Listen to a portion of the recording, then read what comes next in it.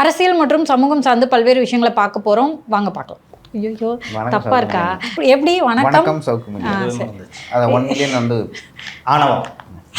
சவுக்கு media நேயர்களுக்கு வணக்கம். அரசியல் மற்றும் சமூகம் சார்ந்து பல்வேறு விஷயங்கள் பார்க்க போறோம். வாங்க பார்க்கலாம். சார் வணக்கம் சார்.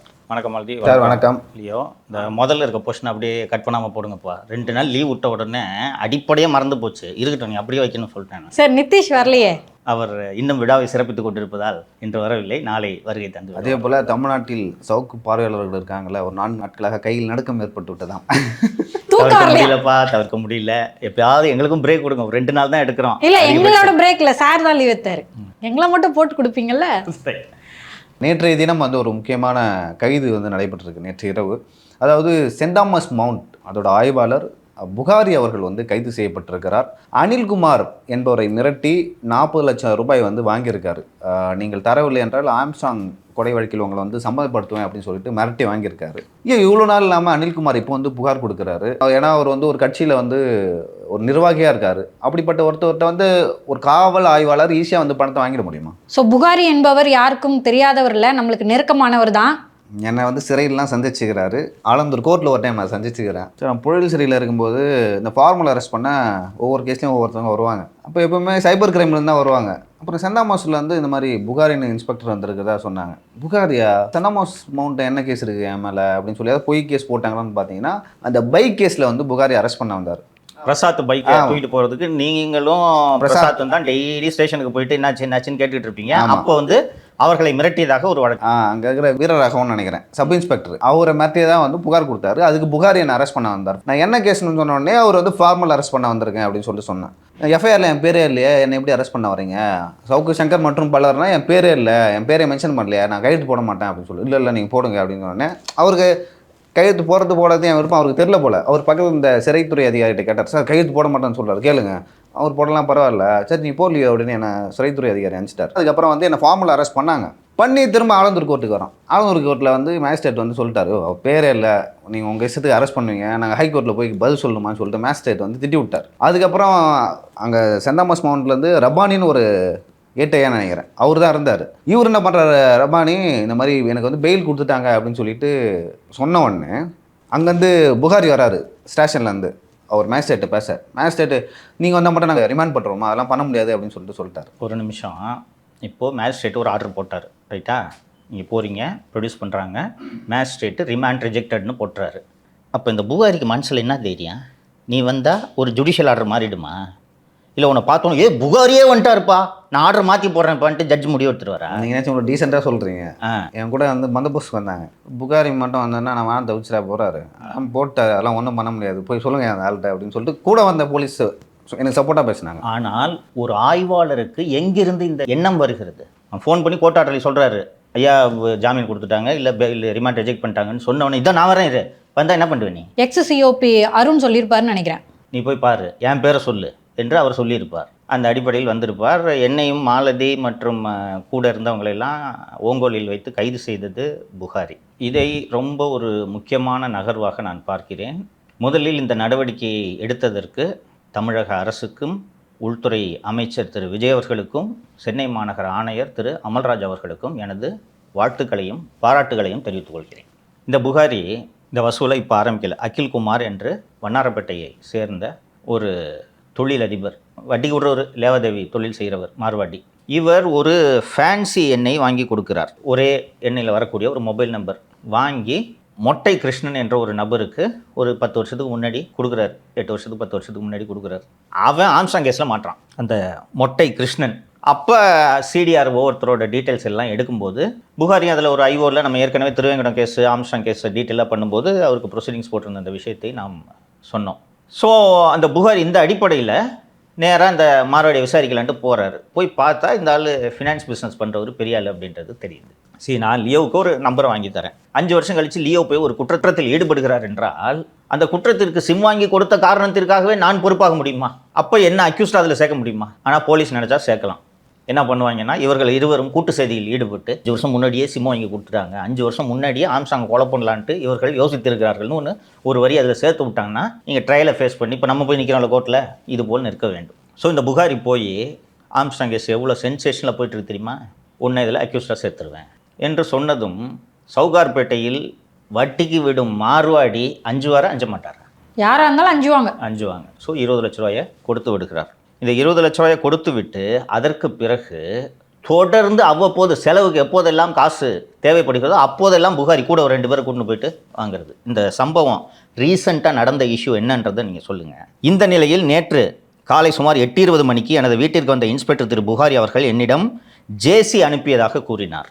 கடந்த 2 மாத காலமாக தொடர்பு கொண்ட போது நீ ஏன் ஃபோனை எடுக்கவில்லை? ஃபோனை எடுக்கலை. அதனால் ஆட்சி மாறின உடனே இந்த செட் எடுக்கல ஃபோனை.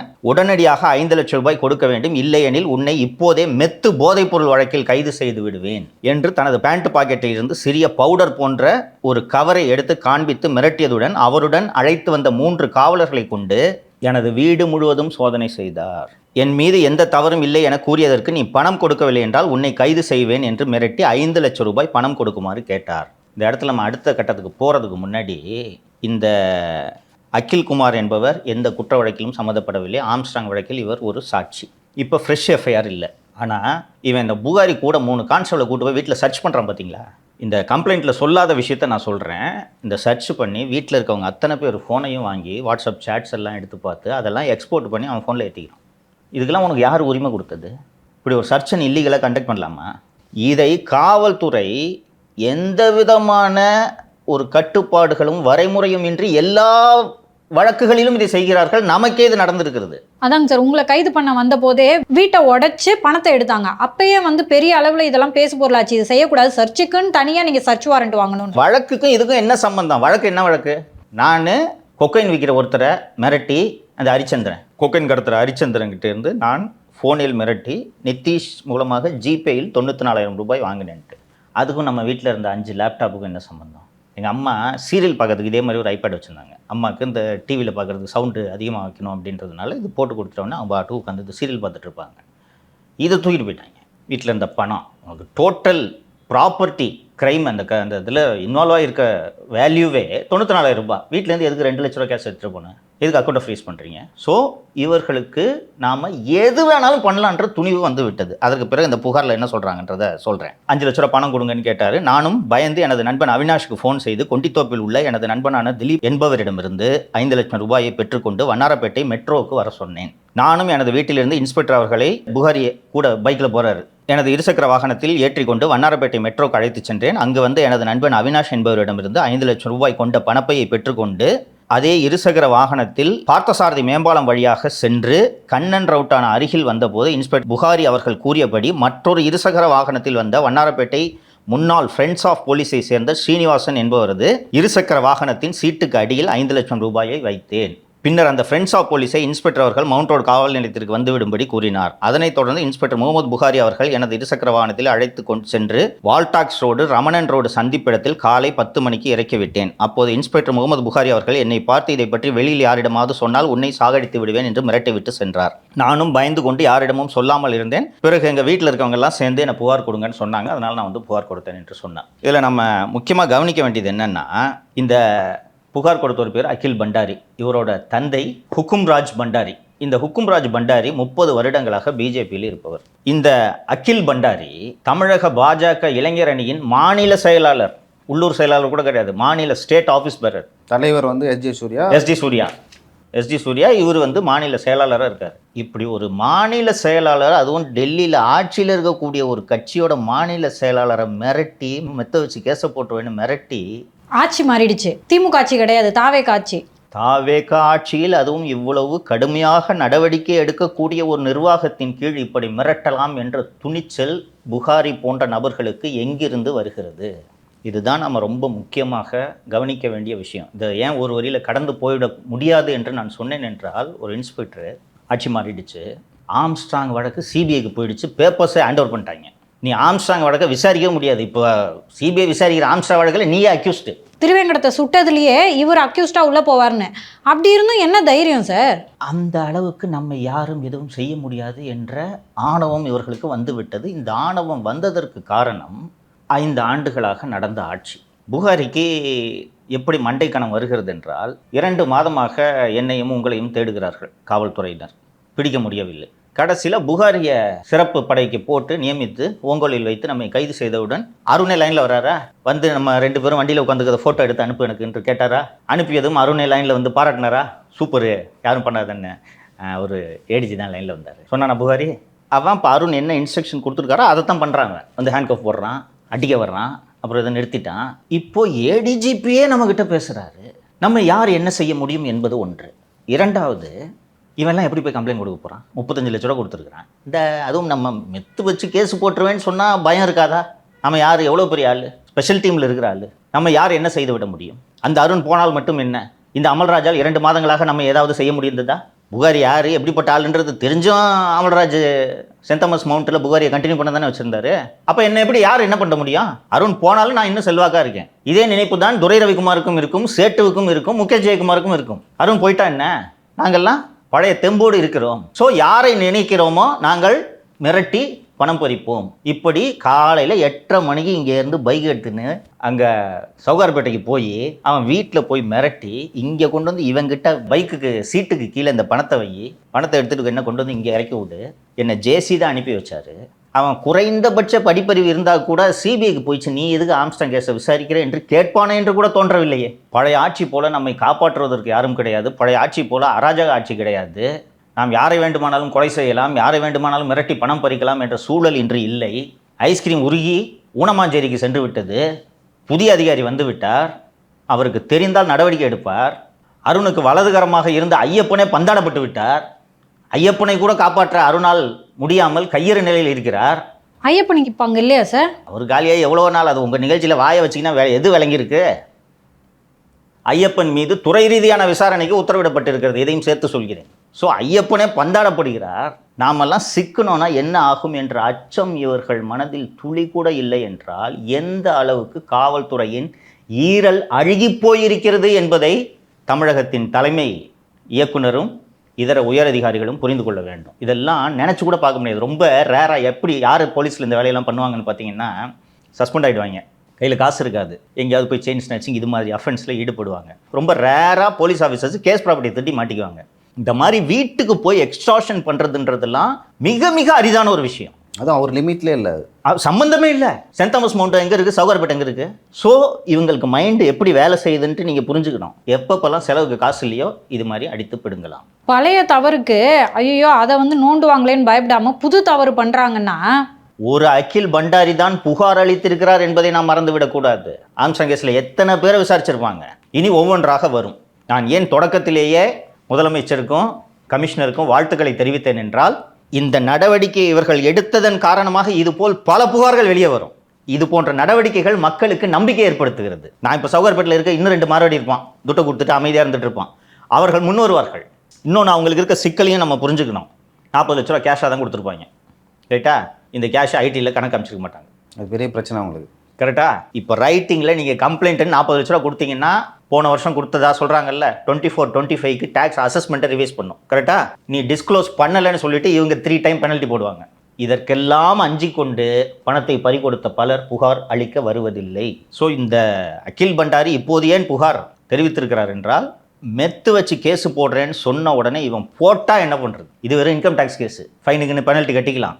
மெத்து வச்சு உள்ளே போனால் பெயில் இல்லை சார். 2 வருஷம் 1 கிராமே கமர்ஷியல் மெத்து வருஷ கணக்கில் இருக்கிறாங்க. இதான் பார்த்துருக்கோமே நம்ம 3 பேருமே. இல்லை கஞ்சா தான் வைப்பாங்க, இப்போ மெத்துன்னு சொல்லிட்டு அடுத்த கட்டமாக முன்னேறிட்டாங்க போல. கஞ்சானா கமர்ஷியல் குவான்டிட்டிக்கு 22 கிலோ வேணுமோ நினைக்கிறேன். 20 கிலோக்கு மேலே 20 கிலோக்கு மேலே கமர்ஷியல் குவான்டிட்டி அவசரத்துக்கு கிடைக்காது. இதுனா இன்னொன்று, இந்த பவுடரு சாக் பீஸ் பவுடரை நுணுக்கி வச்சுட்டு மெத்துன்னு போட்டுட்டு அப்புறமா அது லேபுக்கு போகும்போது தானே உங்களுக்கு பிரச்சனை. இன்னைக்கு போட்டு வச்சிடலாம் இல்லையா? நீதிமன்றத்தில் ஏதோ மெத்து சீஸ் பண்ணிட்டோன்னு சொன்னா யார் அங்கே கோர்ட்லேயே பிரித்து நக்கி பார்க்க போகிறாங்களா? இல்லை, லேபுக்கு தானே போகணும். லேபுக்கு போகும்போது மெத்தை வைத்து விட்டால் போதாதா? ஸோ இந்த வகையில் இந்த நடவடிக்கை உண்மையிலேயே துணிச்சலான நடவடிக்கை. நார்மலாக பல கஸ்டோடியல் டெத்ஸ் கேஸில் பார்த்துருக்கோம். இந்த கவர்மெண்ட் வந்த பிறகு தான் முதல் முறையாக கஸ்டோடியல் டெத்தில் அரெஸ்ட் நடந்திருக்கு இல்லையா? அந்த அஜித்குமார் விவகாரம் மிகப்பெரிய பிரச்சனையை ஏற்படுத்தியதால் இந்த அரெஸ்ட் வரைக்கும் அது போச்சு. இல்லைன்னா இது போன்ற சம்பவங்களில் ஈடுபடும் எந்த காவல்துறையினரும் திமுக அரசால் கைது செய்யப்படவே இல்லை என்பதை. கீழ்நிலை காவலர்களை கைது பண்ணணும்னா கூட மொரால் போயிடும், நம்ம கைது பண்ணக்கூடாதுன்னு சொல்லிட்டு முதலமைச்சரை கன்வின்ஸ் பண்ணுவாங்கன்னு ஆல்ரெடி சொல்லியிருக்கீங்க. ஸோ புகாரியோட கைது அப்படிங்கிறது ரொம்ப பெரிய விஷயம். ஒரு மிகப்பெரிய மைல்ஸ்டோனாக நான் இதை பார்க்கிறேன். கூடுதலாக உயர் அதிகாரிகளுக்கும் முதலமைச்சருக்கும் இன்னொரு கோரிக்கையும் வைக்க விரும்புகிறேன். இந்த போலீஸில் ஸ்பெஷல் டீம்னு ஒரு விஷயம் கேள்விப்பட்டிருப்பீர்கள். நம்மளை கைது பண்ணும்போதெல்லாம் அந்த மஃப்டியில் வரவங்க பூரா ஸ்பெஷல் டீம், அன்யூனிஃபார்மில் வருவாங்க. ஆமாம், உண்மையாகவே கடுமையான பணிகளில் ஈடுபடுபவர்கள் இந்த சீருடை அணிந்த பணியாளர்கள். அவங்க தான் நமக்கு நைட்டு பூரா பாராக இருப்பாங்க, நம்மளை கோர்ட்டு கூட்டு போவாங்க, ஹாஸ்பிட்டலுக்கு கூட்டு போவாங்க, எல்லாத்தையும் பண்ணுவாங்க. இந்த ஒவ்வொரு அசிஸ்டன்ட் கமிஷனருக்கும் கீழே ஸ்பெஷல் டீம்னு இருக்குது. அந்த அசிஸ்டன்ட் கமிஷனர் கீழே ஒரு இன்ஸ்பெக்டர், ஒரு எஸ்ஐன்னு சொல்லிட்டு அங்கேயே ஸ்பெஷல் டீம்னு ஒரு ஸ்ட்ரென்த்து வச்சுருப்பாங்க. எதற்காக இந்த ஸ்பெஷல் டீம் என்று அவர்களே சொல்லிக் கொள்வார்கள் என்றால், இது போன்ற முக்கியமான அக்யூஸ்டாக நாங்கள் நைட்டு போய் பிடிப்போம். யூனிஃபார்ம் போட்டு போகிற ஆளுங்க கஷ்டப்படுவாங்க, நாங்கள் நைட்டு போய் பிடிப்போன்றதுக்காக ஒரு ஸ்பெஷல் டீம் வச்சுருப்பாங்க. மானாமதுரையில் இந்த அஜித் கொலைக்கு பிறகு அனைத்து ஸ்பெஷல் டீமும் கலைக்கப்படுகிறது என்று அப்போது ஒரு உத்தரவு போடப்பட்டது. அது என்னென்னா, எஸ்ஐ தான் ஸ்பெஷல் டீமை ஹெட் பண்ணும், எஸ்ஐயே இல்லாமல் 5 கான்ஸ்டபிளுங்க போய் அடித்து கொண்டாங்க. அதனால் ஸ்பெஷல் டீமை பூரா கலைக்கிறோன்ட்டு ஒரு டிஜிபி ஒரு உத்தரவு போட்டார். கொஞ்ச நாளைக்கு இந்த அஜித் கொலையின் சூடு அடங்குவது வரைக்கும் அது அப்படியே செயலில் இருந்தது. அது முடிந்த பிறகு திருப்பி ஸ்பெஷல் டீம் பழையபடி ஆரம்பிச்சிட்டாங்க. இந்த புகாரிலாம் நிரந்தர ஸ்பெஷல் டீம். இந்த ஸ்பெஷல் டீமில் இருக்கிறவங்களுக்கு வேலையே, ஏன்னா ஸ்பெஷல் டீமில் இருக்கிறவங்க தான் இந்த அக்யூஸ்டு கூட மூவ்மெண்ட்டில் இருக்கிறாங்கன்றதுனால ஸ்பெஷல் டீமில் இருக்கிறவங்களுக்கு வேலையே, இவங்க கஞ்சா விற்கிறான், இவன் 10 மணிக்கு மேலே சரக்கு ஓட்டுறான், இவன் மெத்தையாவரம் பண்ணுறான், இவன் கஞ்சா விற்கிறான், இவன் கோல்டு ஸ்மக்லிங் பண்ணுறான் அப்படின்னு தெரிஞ்சுக்கிட்டு, இரு போட்டியாளர்கள் இருப்பார்கள் அல்லவா ஒரு தொழிலில், இவன் மேலே கேஸை போட்டுவிட்டு அவனை வளர்த்து விட்றது, அவன்கிட்ட மாமூல் வாங்கிட்டு. இதை பெரும்பாலான ஸ்பெஷல் டீமில் இருப்பவர்கள் செய்கிறார்கள். அதோட நீட்சி தான் புகாரி இப்படி நேரடியாக சென்று மிரட்டி பணம் பறித்தது. இது போல் இன்னும் சில ஸ்பெஷல் டீம்ஸ்லாம் இருக்குது. வெறும் என்கவுண்டர் பண்ணுறதையே வேலையாக வச்சுட்டு இருக்க ஸ்பெஷல் டீம்லாம் ரெட் ஹில்ஸில் ஒரு டீம் இருக்குது. விரிவாக அடுத்தடுத்த நிகழ்ச்சிகள் அது பற்றி பேசுவோம். ஸோ இப்போ இவர் போலீஸ் இல்லைங்க சார், என்ன மாதிரியான இம்பாக்ட் இருக்கும், ஜெயில் எப்படி நடத்தப்படுவார்? 1000 சப்பாத்திகள் உருட்டணும்னு நினைக்கிறேன். இவர் புகாரி அவர்கள் வந்து அரெஸ்ட் பண்ணியிருக்காங்க. இப்போ இதே மாதிரி ஸ்பெஷல் டீம், அதே போல் சென்ற ஆட்சியில் கோலச்சியவர்கள்லாம் நிறைய பேர் இருப்பாங்க. அவர்களுக்கெல்லாம் இந்த கைது எப்படி இருக்கும்னு நீங்கள் நினைக்கிறீங்க? இல்லைனா அவர்களும் கைது செய்யப்படுவார்களா இந்த மாதிரி புகார் கொடுத்தா? இதெல்லாம் என்றுமே நடக்காது என்று ஒரு இருமாப்பிலும் ஆணவத்திலும் அவர்கள் எல்லாம் வாழ்ந்து கொண்டிருந்தார்கள். இந்த துரை ரவிக்குமாருக்கெல்லாம் அந்த ஆணவம் தான், நம்மளை யார் என்ன பண்ண முடியும் என்ற ஒரு எண்ணம் இருந்தது. இந்த புகாரியின் கைது அவர்கள் அத்தனை பேருக்கும் அச்சத்தை ஏற்படுத்தியிருக்கு, அதில் சந்தேகமே வேணாம். எல்லாரும் பயந்துருப்பாங்க. ஏன்னா சர்விங் இன்ஸ்பெக்டரை இந்த மாதிரி ரிமாண்ட் பண்ணி ஜெயிலுக்கு அனுப்புறதுன்றது அவ்வளவு எளிதில் நடக்காத காரியம். வழக்கமாக லஞ்ச ஒழிப்புத்துறையில் விஓ 1000 ரூபா 2000 வாங்கினா பிடிச்சி ரிமாண்ட் பண்ணுறாங்கல்ல, இது போல் எனக்கு நினைவுக்கு தெரிந்து லஞ்சம் வாங்கிய 2-3 ஆய்வாளர்களை ரிமாண்ட் செய்யாமல் சொந்த ஜாமீனில் விட்டிருக்கிறார்கள். ஏன்னா டிபார்ட்மெண்ட் போய் எல்லாம் காப்பாற்றும், விஜிலன்ஸையும் போலீஸ் தானே வேலை செய்கிறாங்க. ஸோ அந்த வகையில் இந்த துணிச்சலான நடவடிக்கைக்கு வாழ்த்துக்களையும் பாராட்டுகளையும் மீண்டும் ஒரு முறை தெரிவித்துக் கொள்கிறேன். மாலதி கேட்ட கேள்விக்கு, புகாரி அநேகமாக சப்பாத்தி எல்லாம் உருட்ட மாட்டார், ஆனால் புகாரி எப்படிப்பட்ட துன்பத்தை அனுபவிப்பார் என்பதை நான் சொல்லிவிடுகிறேன். புகாரியை சப்பாத்தியாக உருட்டுவாங்களா? அதற்கான சாத்தியங்கள் தான் அதிகம் இருக்கிறது. ஏன்னா ஜெயிலில் இருக்கிற அவ்வளோ கைதியும் 3300 பேர் இருக்காங்கன்னு நினைக்கிறேன். புழல் 2ல் 3300 பேரும் போலீஸால் பாதிக்கப்பட்டவர். கரெக்டாக? அதுவும் புகாரிலாம் என்கவுண்டர் ஸ்பெஷலிஸ்ட் என்று பெயர் எடுத்தவர். அவர் சிக்குனா என்ன ஆகும்? கைமா பண்ணிவிடுவாங்க. அதனால் சிறை நிர்வாகம் எப்போதுமே கொஞ்சம் அசந்து அடிச்சிருவாங்க. போலீஸே சிறை நிர்வாகத்தில் இருக்க போலீஸ் அடிக்குன்றீங்களா? கைதிங்க அடிப்பாங்கம்மா. ஏன்னா 24 மணி நேரமும் அங்கே கூட வாட்டருங்க இருப்பாங்க. அது 5th பிளாக்லாம் 700 பேர் இருப்பாங்க. 700 பேருக்கு ஒரு காவலர், 1 இல்லை 2 பேர் தான் இருப்பாங்க. 5th பிளாக்ல எல்லாம் புகாரி உள்ளே சென்றார் என்றால் புகாரின் ஆடைகள் கூட வெளியே வராது. நியூ பிளாக்ல போடுவாங்கன்னு நினைக்கிறேன், ஃபர்ஸ்ட் டைம்ன்றதுனால. இல்லை நியூ பிளாக்ல போட்டாலும் அடி உண்டு. அங்கே இருக்க மட்டும் பொய் கேஸ் இல்லை, 4-5 பேர் அரெஸ்ட் ஆகி உள்ளே வந்திருப்பான். அப்போ அதனால் இவரை எல்லாம் பாதுகாப்பாக உயர் பாதுகாப்பு பிரிவில் தனி செல்ல போட்டு, உங்களை மாதிரி தனியாக கேமரா போட்டு தான் வைக்க வேண்டும். அப்படி வைத்திருப்பார்கள். பகலில் கூட திறந்து விட மாட்டாங்க. என்னென்னா, சார் நாங்கள் பாட்டு திறந்து விட்றேன், ஆனால் அதை அச்சிடுவான் சார், எங்களுக்கு தான் பிரச்சனை என்று இதை காரணமாக வைத்தே அடைத்திருப்பார்கள். அப்புறம் காலப்போக்கில் அவர்கள் கைதியோடு கைதியாக மெர்ஜாகணும், வேறு வழி இல்லை. கூடுதலாக இது போன்ற நேர்வுகளில் புகாரி போன்ற நபர்கள் எளிதாக நீதிமன்றத்தில் ஜாமீன் பெறுவதற்கு வாய்ப்பு இருக்கிறது. அதற்கு வழிவகை செய்யாமல் அமல்ராஜ் அவர்கள் இவர் புகாரி ஜாமீன் பெட்டிஷன் போடுற அந்த டேட்டில் போய் கஸ்டடி பெட்டிஷனை போடணும். இப்படி தான் நமக்கு பண்ணாங்க. அந்த அதே ஐடியாவை இதிலும் பின்பற்றுங்கள் என்று சொல்கிறோம். ஸோ இந்த துணிச்சலான நடவடிக்கை தொடர வேண்டும் என்று இந்த நேரத்தில் நான் வலியுறுத்த விரும்புகிறேன். இதே போல் இன்னொரு விவகாரத்தில் நடவடிக்கை எடுக்கலாமா வேண்டாமா என்று தயங்கி கொண்டிருக்கிறார்கள். முதல்வரின் உத்தரவை மீறி ஏதோ ஒரு சக்தி அருணை காப்பாற்றுகிறது. காரப்பாக்கத்திலே 65,836 சதுர அடி நிலம் இருக்கிறது. கிட்டத்தட்ட 10-12 வருஷமாக லிட்டிகேஷனில் இருக்க ப்ராப்பர்ட்டி. ஃபார் எக்ஸாம்பிள், ஏ அவர்களுக்கு அந்த ப்ராப்பர்ட்டி சொந்தமாக இருக்கிறது. ஏ அவர்கள் அந்த ப்ராப்பர்ட்டியை பிளட்ஜ் பண்ணி 75 கோடி வங்கியில் கடன் வாங்குகிறார். வாங்கிட்டு நான் இங்கே ஒரு மால் கட்ட போகிறேன்னு வச்சுக்கோங்களேன், ஒரு மால் கட்ட போகிறேன், எனக்கு 75 கோடி கொடுங்கன்ட்டு இந்த ப்ராப்பர்ட்டியை பிளட்ஜ் பண்ணி வாங்குறாரு. வாங்கிட்டு சொன்னபடி கட்டவில்லை. கட்டாமல் போனதும் வங்கி அதை வாராக்கடனாக அறிவித்து அந்த அமௌண்ட்டை ரெக்கவரி பண்ணுறதுக்கு ஆக்ஷன் எடுக்கிறாங்க. சர்ஃபேசி ஆக்டில் ப்ராப்பர்ட்டி அட்டாச் ஆகிடுது. அட்டாச் ஆனோடனே பேங்க்குக்கும் அந்த வாங்கின ஏ பார்ட்டிக்கும் நெகோசியேஷன் நடந்துக்கிட்டே இருக்கும்போது பேங்க் வந்து செட்டில்மெண்ட்டுக்கு வருது. அப்போ நீ அவ்வளோ கட்ட வேணாம், இந்த அமௌண்ட்டாவது கட்டு அப்படின்னோடனே இந்த ஏ பார்ட்டி என்ன பண்ணுறாரு, பி பார்ட்டி ஒருத்தரை கூட்டின்னு வர்றாரு, எனக்கு பதிலாக இவர் கட்டுவார் என்று. அந்த பி பார்ட்டி அவர் ஹிந்துஜா ஃபினான்ஸில் அதே லேண்டை அடமானம் வச்சு லோன் வாங்குறாரு. ஃபார் எக்ஸாம்பிள் ஒரு 50 கோடி தர்றேன்ட்டு ஒரு ஒத்துட்ருக்காருன்னு வச்சுங்களேன், 50 கோடி கொடுக்கல, 35 கோடி என்னமோ கொடுத்துட்டு அதுவும் சிக்கலாகுது.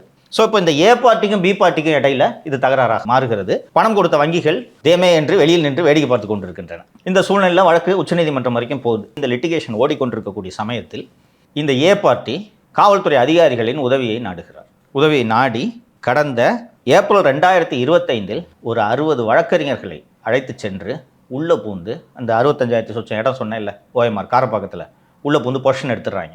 அந்த பொசிஷன் எடுத்தவர் யார் என்றால் அவர்தான் சுஷில் லால்வானி சேட். அந்த சுஷில் லால்வானி சேட் அந்த ப்ராப்பர்ட்டியோட விலையே 100 கோடி இருக்குல்ல, அப்போ எவ்வளோ கொடுத்துருப்பாருன்னு நீங்களே ஊகித்துக் கொள்ளுங்கள். எனக்கு எக்ஸாக்ட் அமௌண்ட் தெரியாது, அதனால் நான் சொல்லவில்லை. ஸோ இந்த லால்வானி சேட்டு அருணுக்கு ஒரு அமௌண்ட்டை கொடுத்து நான் அந்த லேண்டை பொசிஷன் எடுக்கணும்னு சொன்ன உடனே அது ஏன் ஜூரிஸ்டிக்ஷனில் வரல, தாம்பரம் கமிஷனரேட்டு என்று தாம்பரம் கமிஷனரேட்டில் இருக்க அதிகாரிகளை செட்டிங் செய்து அந்த லேண்டை பொசிஷன் எடுக்கலாம் என்று முயற்சி செய்யும்போது அப்போது தாம்பரம் கமிஷனராக இருந்த அபின் தினேஷ் மோடக் இந்த சட்டவிரோத பொசிஷன் எடுக்கிறதுக்கு அனுமதி தரவில்லை. அனுமதி தராமல் திருப்பி ஐஸ்கிரீம்கிட்ட போய் லால்வானி முறையிட்டதும், நான் சொல்கிறால போய் பாரு, கமிஷனரை மாற்றிட்டு பொசிஷன் எடுத்துக்கலாம் என்று சொன்னதும் அபின் தினேஷ் மோடக் திடீரென்று தாம்பரத்திலிருந்து மாற்றப்பட்டார். உங்களுக்கு ஞாபகம் இருக்கும், அபின் தினேஷ் மோடக் தாம்பரம் கமிஷனர் இருந்த வரைக்கும் நமக்கு வீட்டில் பிரச்சனை இல்லாமல் இருந்துச்சு. போன பிறகு பிரச்சனை தொடங்கி மாற்றப்பட்டு வேறு அதிகாரி வந்ததும் லேண்டு பொசிஷன் எடுத்துடுறாரு. இந்த அபின் தினேஷ் மோடக்குக்கு லால்வானி சேட்டு யார் என்பது நன்றாக தெரியும். லால்வானி சேட்டுக்கு வேலையே இந்த மாதிரி லிட்டிகேஷனில் இருக்கிற ப்ராப்பர்ட்டியை கையில் எடுத்து இங்கே லோன் வாங்குறேன் அங்கே லோன் வாங்குறேன்னு சொல்லி பெரிய நிதி நிறுவனங்களுக்கு பட்டை நாமம் சாத்துவது அவரது முழு நேர தொழில். அந்த அடிப்படையில் தன்னையே மாற்றிட்டாங்க இந்த லேண்டுக்காக என்பது அபின் தினேஷ் மோடக்குக்கு தெரியும். இப்போது அபின் தினேஷ் மோடக் தான் சிபிசிஐடியின் கூடுதல் டிஜிபியாக இருக்கிறார். இந்த லால்வானி சேட் மீது அந்த ஏ பார்ட்டி புகார் அளித்தார் என்று சொன்ன நிலவா அவர் போய் டிஜிபி கிட்ட புகார் அளிக்கிறார். இந்த மாதிரிங்க இதெல்லாம் பண்ணாங்க, சபரிசனா ஐஸ்கிரீமும் தான் இதற்கு பின்னால் இருந்தது, இவர்களுக்கு இந்த ஏற்பாடுகளை எல்லாம் செய்து கொடுத்தது ஜிடிஎம் என்கிற கௌதம். அவரை போய் அந்த லால்வானி சேட்டு அணுகியதும் தான் அவர்களே ஏற்பாடு செய்து கமிஷனரே மாற்றிட்டு லேண்டை பொசிஷன் எடுத்துட்டாங்க என்று சொன்னதும் இந்த பேப்பர் சிபிசிஐடிக்கு அனுப்பப்படுகிறது. சிபிசிஐடி எஃப்ஐஆர் பதிவு செய்வதற்கு முன்பு பூர்வாங்க விசாரணைகளை எல்லாம் செய்து அருணுடைய வரலாறையே எடுத்து விட்டது. மதுரவாயிலில் இருக்கக்கூடிய அருண் மகள் பெயரில் இருக்கக்கூடிய அந்த 7 ஹில்ஸ் என்ற அந்த கம்பெனியின் முகவரி வரை சென்று பார்த்து விட்டார்கள். மொத்த வரலாறையும் எடுத்துட்டாங்க. ஏற்கனவே தான் மோடக் எவ்வளோ காண்டில் இருப்பார்ன்றதை சொன்னேன். இந்த கட்டத்தில் அருண் மற்றும் ஜிடிஎம் மீது எஃப்ஐஆர் பதிவு செய்து நடவடிக்கை எடுக்க வேண்டும். இந்த வழக்கின் விசாரணை தொடர்ந்தால் இதில் சபரீசன் சிக்குவார் என்ற அறிக்கையை டிஜிபிக்கும் உள்துறை செயலாளருக்கும் மோடக் அனுப்பிவிட்டார். முதல்வருக்கும் போயிருக்கும். முதல்வருக்கு போயிருக்காதுன்றதுனால தான் நம்ம கம்யூனிகேட் பண்ணுறோம். ஏற்கனவே அந்த ஒரு தயாரிப்பாளர் ஒருவரை சொன்னேன் அல்லவா, முதல்வருக்கு நேரடி தொடர்பு இருக்கிறாருன்னு, மாதவன் மாதிரி ஆவி என்று வைத்துக் கொள்ளுங்கள். அவர் மூலமாக தகவல் போய்விட்டது. இப்போது பொதுவெளியில் இதை வைக்க வேண்டும் என்பதற்காகத்தான் நான் சொல்கிறேன். சரியா? முதல்வர் சபரிசன் மேலேயோ அருண் மேலேயோ ஜிடிஎம் மேலேயோ லால்வானி சேட்டு மேலேயோ எஃப்ஐஆர் போடுவதை நிச்சயமாக நோ என்று சொல்லப்போவதில்லை, தடை செய்யப்போவதும் இல்லை. சட்டப்படி தப்பு பண்ணியிருந்தாங்கன்னா எடுங்க என்று தான் அவர் உத்தரவிட்டிருக்கிறார். அவர் சொன்ன பிறகும் 5 நாட்களாக அருண் மீது எஃப்ஐஆர் போட விடாமல் தடுக்கும் சக்தி எது? உள்துறை செயலாளர் மணிவாசனா, காவல்துறையின் தலைமை இயக்குனர் மகேஷ்குமார் அகர்வாலா என்பதை முதல்வர் அவர்கள் கேட்டு அறிந்து கண்டுபிடித்து தேவையான உத்தரவுகளை பிறப்பிக்க வேண்டும். ஏன்னாங்க சார், உதயநிதி அவர்களாவது அங்கே எங்கன்னு வார்த்தைகளை விடுறாரு. ஆனால் திரு சபரீசன்லாம் வந்து பார்த்தீங்கன்னா இது சபரீசனை கை வைப்பதற்கான கோல்டன் ஆப்பர்ச்சுனிட்டி, அற்புதமான ஆப்பர்ச்சுனிட்டி. விசாரிக்கிட்டோன்றேன். ஏற்கனவே 2011 சித்தரஞ்சன் சாலையில் ஒரு வீடு, அந்த தெருவையே வாங்கலான்னு இந்த குடும்பம் ட்ரை பண்ணிச்சு. அதில் ஒரு 2 வீடு மாட்டிக்கிச்சு. வீட்டோட விலை 5 கோடி ரூபாய்னா, ஏய் 2 கோடி குடுமாட்டியா என்று 2006 ஆட்சி காலத்தில் மிரட்டி வாங்கிவிட்டார்கள். 2011 செல்வி ஜெயலலிதா அவர்கள் முதல்வரான பிறகு முதலில் பதிவு செய்த எஃப்ஐஆர் இந்த நில அபகரிப்பு எஃப்ஐஆர். எங்கேயோ வெளிநாடு போயிருந்தார் என்று நினைக்கிறேன் மு.க. ஸ்டாலின். மருமகனை தொடுகிறார்கள் என்றதும் நேராக அவர் சென்றது டிஜிபி ஆஃபீஸ்க்கு. DGP arrest me. Accused DGP என்னைக்கிட்ட அரெஸ்ட் பண்ணியிருக்காரு? இன்ஸ்பெக்டர் தானே அரெஸ்ட் பண்ணுவார். எஃப்ஐஆர் போட்டு தேனம்பேட்டை இன்ஸ்பெக்டர் தானே நீங்கள் போய் சரண்டர் ஆகணும். டிஜிபிட்ட போய் டிஜிபி அரெஸ்ட் மீ. அதற்குள் அந்த வீட்டின் உரிமையாளரை பார்த்து, ஏன்பா உனக்கு 2 கோடி தானே கம்மியாக கொடுத்தேன், 4 கோடியாக வச்சுக்கண்டா, வாபஸ் வாங்கியா என்றதும் அவரும் புகாரை வாபஸ் வாங்கி விட்டார். அந்த இருவருக்கும் இடையே சமரசமானதன் அடிப்படையில் சென்னை உயர்நீதிமன்றம் இந்த எஃப்ஐஆரை ரத்து செய்தது. சரியா? ஸோ இது போல லட்டு போல சபரீசன் மீது ஒரு புகார் கிடைக்கும்போது எதற்காக முதல்வர் அதை நடவடிக்கை எடுக்காதீர்கள் என்று சொல்ல வேண்டும்? ஸோ ஒரு வாரமாக சிபிசிஐடி எல்லா விசாரணைகளையும் முடித்து விட்டது. மொத்த ஆவணங்களையும் திரட்டி விட்டார்கள். எல்லா தரவுகளும் வந்து விட்டன. எஃப்ஐஆர் போடணும்னு சொன்னால் எந்த சக்தி எஃப்ஐஆர் போட விடாமல் தடுக்கிறது?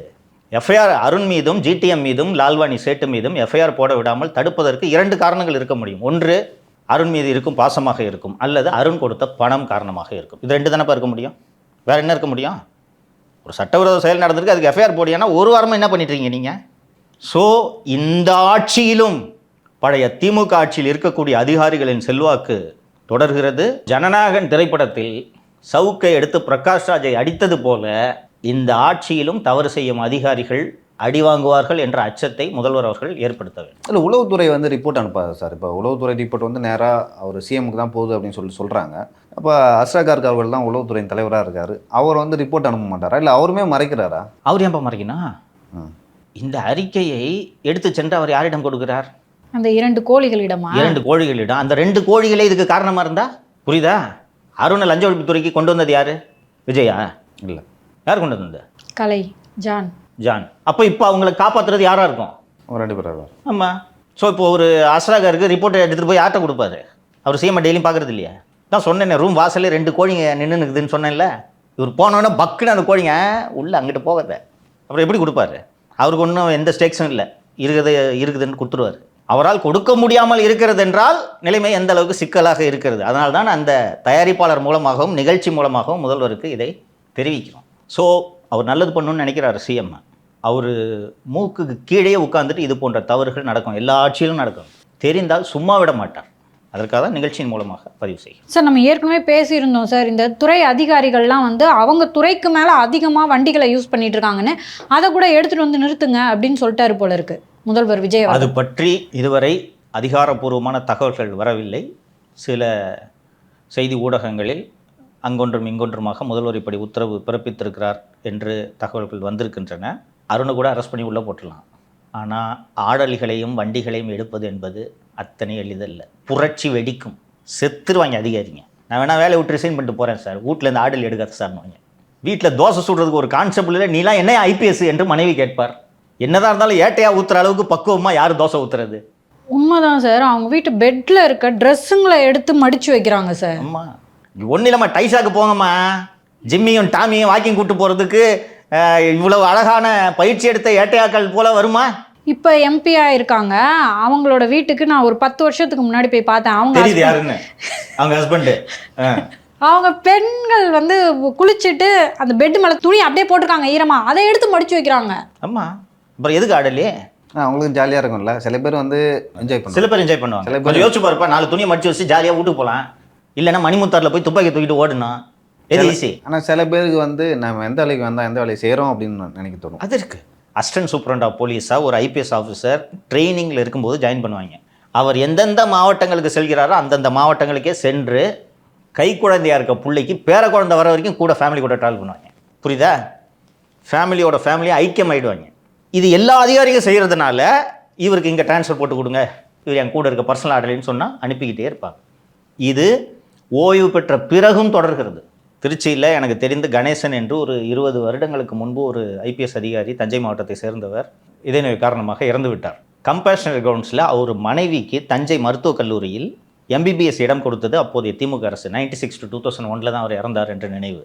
அந்த அம்மா டாக்டர் ஆகி அசிஸ்டன்ட் சர்ஜன் ஆகி அந்த அம்மாவுக்கு ரிட்டையர் ஆகிறதுக்கு பாதி வயசு ஆகிறது வரைக்கும் இவர் காவலராக சேர்ந்து தலைமை காவலராகி சிறப்பு உதவி ஆய்வாளராக அந்த அம்மா வீட்டிலேயே ரிட்டையர் ஆகிறாரு. தெரியுமா இந்த கான்ஸ்டபிள்? அந்த குடும்பம்லாம் யாருக்கு வரும்? அங்கேருந்து ஸ்பெஷல் சப் இன்ஸ்பெக்டர் ஆகி ரிட்டையர் ஆகிறாரு. அந்த அதிகாரி இறந்தே 15 வருஷம் ஆகுது. தெரியுதுங்களா?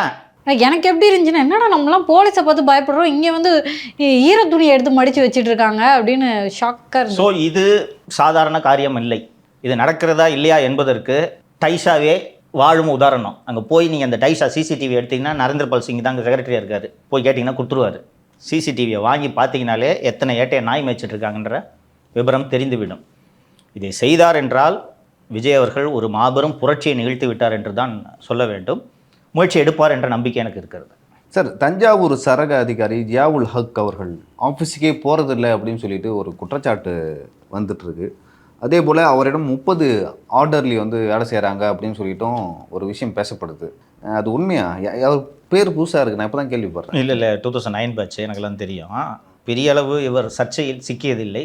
இப்போ சிக்கிட்டார் ரொம்ப ஆடலி வச்சு என்ன சார் பண்ண போறாரு? பிசினஸா நடத்துறாரு? வச்சிருப்பாங்கம்மா, உங்களுக்கு தெரியாதுமா. அவங்க ஷிஃப்ட் கணக்கில் வருவாங்க. 8 ஹவர்ஸ் ஷிஃப்ட்டில் வருவாங்க. ரவுண்ட் தி கிளாக்கும் வீட்டில் 10 பேர் போய் இருந்துட்டு இருப்பாங்க. ஃபோன் அட்டன் பண்ணுறதுக்கு ஒரு ஆள், துணி துவைக்கிறதுக்கு ஒரு ஆள், மடித்து வைக்கிறதுக்கு ஒரு ஆள், சமைக்கிறதுக்கு ஒரு ஆள், குழந்தைங்களை ஸ்கூலுக்கு கூட்டு போகிறதுக்கு ஒரு ஆள், 2 டிரைவர், வீட்டுக்கு மட்டும் 4 வண்டி வச்சுருப்பாங்க. இது போக பெரும்பாலும் மனைவியின் தாய் தந்தை இருப்பாங்க. அவங்க 2 பேருக்கும் தனித்தனி வண்டி, அவர்களை பார்த்துக்கிறதுக்கு தனி. அதுவும் புதிய IPS அதிகாரியாக இருந்து குழந்தை பிறந்துச்சுன்னா 4 ஏட்டமா. இதில் கூடுதலாக அந்த விகடனில் வந்திருக்கிற செய்தி என்ன சொல்கிறது என்றால், இப்படியாக போலீஸ் வட்டாரத்தில் ஜியாவுல் ஹக் மீது பல புகார்கள் எழுந்த நிலையில் 2 முறை டிரான்ஸ்ஃபர் ஆர்டர் வந்தும் கேன்சல் ஆகிவிட்டதாக சொல்கிறார்கள். ஹெல்த் மாண்புமிகுவின் பேட்ச்மேட்டை சேர்ந்தவர் தான் ஜியாவுல் ஹக். அந்த நெருக்கத்தை பயன்படுத்தி தனக்கு எந்த ஆபத்து வந்தாலும் மாண்புமிகு மூலம் தப்பித்துக் கொள்கிறார் என்ற பேச்சு காவல்துறை வட்டாரத்தில் நிலவுகிறது என்று போட்டிருக்கிறார்கள். இவர் 2009 பேட்ச்சு, அருண்ராஜன் 2009 பேட்ச்சு IRS. ஆனால் இந்த தகவலில் உண்மை இருக்க வாய்ப்பு குறைவு என்றே நான் நம்புகிறேன். என்ன காரணம் என்றால், இது போன்ற குற்றச்சாட்டுகளுக்காக பரிந்துரை பண்ணி தன்னோட பேரை கெடுத்துக்கிற அளவுக்கு அருண்ராஜ் அவர்கள் முட்டாள் அல்ல என்பது எனக்கு நன்றாக தெரியும். அதனால் இதில் எல்லாம் தலையிட மாட்டேன். அருண்ராஜ் அவர்களும் இப்போ தான் வந்திருக்காரு. ஸோ அவர் என்ன இன்ஃப்ளூயன்ஸ் பண்ண முடியும்னு நினைக்கிறேன். அதாவது இவரோட டிரான்ஸ்ஃபராக ரத்து பண்ணிட்டாங்கன்னு வருது. ஆனால் இந்த விஷயத்தை மிக எளிதாக உளவுத்துறை மூலமாக முதல்வர் அவர்களால் சரிபார்க்க முடியும். சரிபார்த்து இது உண்மையாக இருந்தால் ஹோம் கார்டில் போடணும், இல்லைனா USRBயில் போட்டுடணும். ஆளே கிடையாதுங்க. அப்படியும் இல்லை என்றால் போக்குவரத்து கழகத்தில் போட்டு விட்டால் அங்கே இருக்கவங்களாம் லேபர் யூனியனில் இருப்பாங்க. டிரைவர் கண்டக்டர் வீட்டில் வந்து வேலை செய்யணும், யோ போய சொல்லிவிடுவார்கள். காவலர்கள் இருந்தால் தானே உங்களுக்கு இந்த பிரச்சனையே. அதனால் இது போன்ற துறைக்கு இவரை மாற்ற வேண்டும் என்பதை கோரிக்கையாக வைத்துக் கொள்கிறேன். சார், டாஸ்மாகோட முன்னாள் இயக்குனர் விசாகன் அவர்கள் அந்த FIR பதிப்பட்டதில் ஒரு பேர் இருக்குது. அதன் பிறகு ஒரு ஆளையே காணும். செந்தில் பாலாஜி அவர்கள் அப்ஸ்காண்ட் ஆன மாதிரி விசாகன் அவர்களும் வந்து அப்ஸ்காண்ட் ஆகிட்டார், அவரை தேடுறாங்க அப்படின்னு சொல்லிட்டு ஒரு செய்தி வருது. அது உண்மையா? மருத்துவ விடுப்பில் சென்று விட்டார், அலுவலகத்துக்கு வருவதில்லை, தலைமறைவாகத்தான் இருக்கிறார் என்று தகவல்கள். இந்த செய்தியை கேட்கறதுக்கு இன்பமாக இருக்கிறது. IAS அதிகாரிகள், ஊழல் செய்த IAS அதிகாரிகள் கைதுக்கு பயந்து தலைமறைவு ஆகிறார்கள் என்பதே இந்த அரசுக்கு கிடைத்துள்ள மிகப்பெரிய வெற்றி. இந்த அச்சம்தான் அதிகாரிகளிடையே வேண்டும் என்பதை நான் மீண்டும் மீண்டும் சொல்லி கொண்டிருக்கிறேன். புகாரிலாம் போய் ஒருத்தன் சேட்டு வீட்டில் ஏறி டேய் துட்டு கொண்டு வரலன்னா பாயில் மெத்து வைப்பேன் பாக்கிறியா மெத்து என்று எடுத்து காட்டும் துணி வருகிறது என்றால் நாம் சட்டத்திற்கு அப்பாற்பட்டவர்கள் என்ற ஆணவமான எண்ணம் தான் காரணம். ஸோ இந்த IAS அதிகாரிகளும் இவ்வளவு கொள்ளாட்சதுக்கெல்லாம் காரணம். அதுவும் ஒரு IAS அதிகாரி எப்படிப்பட்ட துறைன்னு தெரியும். இந்த கவர்மெண்ட்டில் நம்பர் 2 அவர் டிபார்ட்மெண்ட்டில் உட்காந்துக்கிட்டே அவருக்கே தெரியாமல் இவர் கட்டி வாங்கிக்கிட்டு டிரான்ஸ்ஃபரில் கையெழுத்து போடுறாருன்னா அப்போ இந்த அதிகாரிகளுக்கு எவ்வளோ நெஞ்செழுத்தம் வந்துருச்சு என்பதை நாம் யோசிக்க வேண்டும். நம்பர் 2 இந்த கேபினெட்டில் அவர் எதுலேயுமே தலையிடுறதில்லை. அவருக்கு எனக்கு ஸ்கூட்டி ஓட்டணும் பான்ட்டு அவர் பாட்டு ஸ்கூட்டி எடுத்துன்னு சுற்றினுக்கிறாரு. இவர் இங்கே உட்காந்து வசூலில் கொண்டா கப்புன்னு கொண்டான்ட்டு வாங்கி போட்டு கொண்டு இருக்கிறார் என்றால் நீர்வளத்துறை அமைச்சரா அவர் தான். வேற என்ன, யார் ஸ்கூட்டியில் சுற்றினுக்கிறது? புல்டோசர் JCB ஓடலாம் போய் பார்த்துன்னு. இல்லை அவரோட இயல்பு அது. அது சொல்லப்பா, இது நகைச்சுவைக்காக சொன்னேன்ப்பா. அவர் வேலையை பார்த்துன்னு இருக்கிறாரு, நீ அங்கே உட்காந்துக்கிட்டு இவருக்கு தெரியாது, யாருக்குமே தெரியாதுன்ட்டு நீங்கள் வசூல் பண்ணிட்டு இருக்கீங்கன்னா அப்போ உங்களுக்கு எவ்வளோ நெஞ்செடுத்தம் இருக்கணும். ஸோ இந்த அதிகாரிகளோட மைண்ட் செட்டு எப்படி இருக்கிறது என்பதை இந்த முதல்வர் புரிந்து கொள்ள வேண்டும். 4 பேரை உள்ள தள்ளுங்க. இந்த நிர்வாகம் எப்படி முதல்வரின் பேச்சை கேட்டு நடுங்குகிறது என்பதை மட்டும் பாருங்கள். இதோடு சேர்த்து நேற்றைக்கு முன்தினமோ DT Nextல வந்திருந்த ஒரு செய்தியையும் பேசுவது சரியாக இருக்கும் என்று நினைக்கிறேன். விரைவில் அமைச்சரவை மாற்றம், குற்றச்சாட்டுக்கு உள்ளான அமைச்சர்களின் பதவி பறிக்கப்படலாம். 4 அமைச்சர்கள் பெயர் அதில் அடிப்படுது.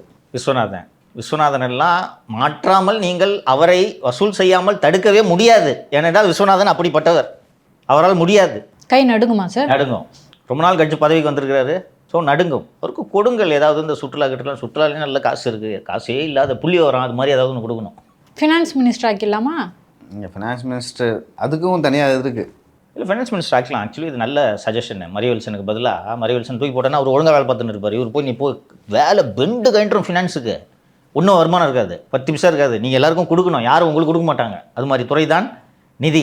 ஆனால் நிதித்துறை அமைச்சராக போட்டலாம். கேட்டால் நீங்கள் மூத்த உறுப்பினருங்க MP எல்லாம் இருந்தவர் போங்க போய் வேலை பாருங்க என்று. இன்னும் மரியவல்சன் படிக்கிறதே யாருக்குமே புரியலை. நாளைக்கு தெரிஞ்சிடல பட்ஜெட்டில்.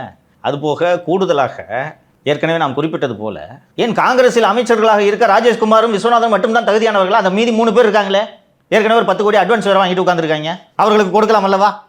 அவங்களுக்கு ஒரு அமைச்சர் பதவி கொடுத்தா நம்ம அட்வான்ஸ் வாங்கிட்டோமேனு ஒரு குற்ற உணர்ச்சி வரும். குற்ற உணர்ச்சி இருக்கும், திருப்பி கூட கொடுத்துருவாங்க. அந்த ஏற்கனவே ஒரு 2 தம்பிங்க கொண்டு போய் போலீஸில் ரெக்கவரி கொடுத்துருச்சுங்க, அது மாதிரி அது நடக்கும். அதனால் இது நல்ல செய்தி. நான் அதிமுகவில் சொல்லியிருக்கேன், நித்திய கண்டம் பூர்ண ஐஸ் தான். நான் கடந்த வாரம் ஒரு மூத்த ஐஏஎஸ் அதிகாரியிடம், ஓய்வு பெற்ற அதிகாரியிடம் பேசி கொண்டிருந்த போது எப்படி முடிவெடுப்பார்கள் என்று கேட்டேன். ஜெயலலிதா அமைச்சரவை மாற்றத்தை பற்றி, சார் லொடுக்குன்னு மாற்றிட்டு இருப்பீங்களே எப்படி சார் அப்படின்ட்டு. எந்த புகார் வந்தாலும் விசாரிக்க சொல்கிறாங்க. ஒரு குப்பை புகாரை கூட இருக்கட்டும், கார்டனுக்கு வரும் இன்ஃபர்மேஷனு, ஊடகங்களில் வரும், உளவுத்துறையிடமிருந்து தனியாக வரும், எதுவாக இருந்தாலும் ஒரு 2 சிஸ்டம் போட்டு விசாரிக்க சொல்லுவாங்க. இந்த பக்கம் ராமானுஜம் கொடுக்கும் அறிக்கை ஒரு புறம் இருந்தாலும் கட்சியினரிடம் சொல்லி விசாரிக்க சொல்வார்கள். இதுதான் ஒரு நல்ல அரசியல் தலைமைக்கு அழகு. 2-3 இடத்துல விசாரிச்சிங்கன்னா எது உண்மைன்ட்டு நீங்கள் கண்டுபிடிச்சிடலாம், ரைட்டா? அடுத்த செகண்டு அந்த மந்திரிக்கு பதவி இல்லை. இது மாதிரி அதிமுகவில் பல 100 கதைகள் இருக்கின்றன. எப்படி திடீரென்று நீங்கள் எதிர்பார்க்காமல் உங்களுக்கு அமைச்சர் பதவி தேடி வந்ததோ அதே போல பறிக்கப்படும்.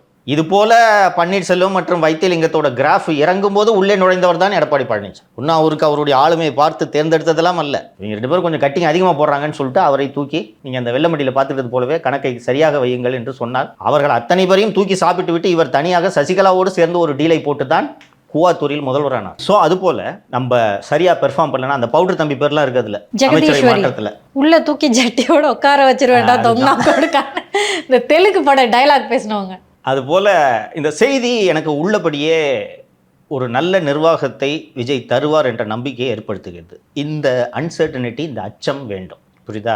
இன்னொன்று, இதை விஜயால் மட்டும்தான் செய்ய முடியும். இப்போது அனிதா ராதாகிருஷ்ணன் மேலே ஒரு புகார்னா அமைச்சரவையிலேருந்து அவரை ட்ராப் பண்ணுறதுக்கு மு.க. ஸ்டாலின் ஒரு நாளும் முடிவெடுக்க மாட்டார். கட்சியில் தோற்று போயிட்டாங்க, இதை ரீஸ்ட்ரக்சர் பண்ணுறதுக்கு உட்காந்துட்டு 3 மாதமாக யோசிச்சிருக்காங்க பார்த்தீங்களா? அதனால் அவரால் இதை செய்யவே முடியாது. எடப்பாடி பழனிசாமிக்கு இந்த டிஃபிகல்ட்டி இருந்துச்சு. ஆனால் இவருக்கு அதை எளிதாக செய்ய முடியும். என்ன காரணம்னா, விசிலுக்கு விழுந்த ஓட்டு என் மூஞ்சுக்கு விழுந்த ஓட்டு, உனக்காக விழல, ஜெகதீஸ்வரிக்காக போட்டாங்க ஓட்டு, அது தெரியும். அப்போ நீ கிளம்பு பாஸ், ஆட்சிக்கு கெட்ட பேர் ஏற்படுத்துற, தவிர வேறு யாரும் இங்கே வச்சாலும் அவங்க வின் பண்ணுவாங்க, அவ்வளோதான். உண்மை தானே அது? உண்மை. இந்த சிக்கல் வரும்போது தான் யார் ஜெகதீஸ்வரின்னு நம்மளுக்கு தெரிய வருது. ஸோ அப்போ தான் மற்ற அமைச்சர்களும் ஒரு அச்சத்தோடு ஒழுங்காக வேலை பார்க்கணும் என்று வேலை பார்ப்பார்கள். அந்த சோத்துக்கு செத்த அமைச்சரின் பெயரும் மாறுதல் பட்டியலில் இருக்கிறது என்பது நல்ல விஷயம். சார், நேற்று திமுக சார்பில் தஞ்சையில் ஒரு ஆர்ப்பாட்டம் நடந்தது. உதயநிதி அவர்கள் ஆபாசமாக பேசியதாக ஒரு குற்றச்சாட்டு நேற்றையிலிருந்து சமூக வலைதளங்களில் வந்த வண்ணம் இருக்கிறது. அவர் தரப்பிலிருந்து எந்த ஒரு விளக்கமும் இது வரைக்கும் கொடுக்கப்படலை. ஆனால் உங்களுக்கு தாவேக சைட்லேருந்து நேற்றுலேருந்து அமைச்சர்கள்லேருந்து எல்லா நியூஸ் சேனல்லையும் பார்த்தீங்கன்னா ரியாக்ஷன் வந்துகிட்டே இருந்துச்சு. நான் என்ன அப்சர்வ் பண்ணோன்னா, இதுக்கு முன்னாடி இப்படி யாருமே ரியாக்ட் பண்ண மாட்டாங்க. விஜயானந்தோ ரியாக்ட் பண்ண மாட்டார், மற்ற அமைச்சர்கள் யாருமே ரியாக்ட் பண்ண மாட்டாங்க. ஏன் அவ்வளோ அதிகமாக ரியாக்ட் பண்ணுறாங்க அப்படின்னு சொல்லிட்டு எனக்கு புரியவே இல்லை. ஸோ இன்னைக்கு கைது செய்யப்பட்டிருக்கிறாரு.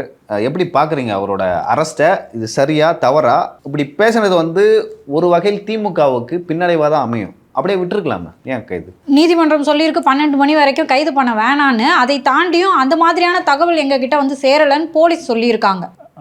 ஸோ இது இந்த ஃபைனலாக என்னாச்சு அப்படின்றத நம்ம நாளைக்கு தான் பேச முடியும். ஏன்னா நம்ம படப்பிடிப்பு நடத்தி கொண்டிருக்கக்கூடிய இந்த நேரத்தில் அவர்கள் உயர்நீதிமன்றத்தை அணுகிவிட்டார்கள். நீதிமன்றம் என்ன உத்தரவு போடுகிறது, இன்னொன்று மேஜிஸ்ட்ரேட் ரிமாண்ட் அக்செப்ட் பண்ணணும், இவரை தஞ்சாவூருக்கு எடுத்துகிட்டு போகணும், இன்று நள்ளிரவு ஆகிவிடும். அதனால் அதுவரை நாம் காத்திருந்து லேட்டஸ்ட் அப்டேட்டை கொடுக்க முடியாது. ஆனால் இதில் இன்வால்வ் இருக்கக்கூடிய எத்திக்கல் அண்ட் மாரல் இஷ்யூஸை பேசுகிறது சரியாக இருக்கும் என்று நான் நினைக்கிறேன். காலையிலேருந்தே ஒரே பரபரப்பாக இருந்தது. அவர் வீட்டில் போலீஸ்லாம் குவிக்கப்பட்டார்கள். நான் கைது பண்ண மாட்டாங்கன்னு நினச்சேன். தஞ்சை கிழக்கு காவல் நிலையத்தில் வழக்கு பதிவு செய்யப்பட்டு விட்டது.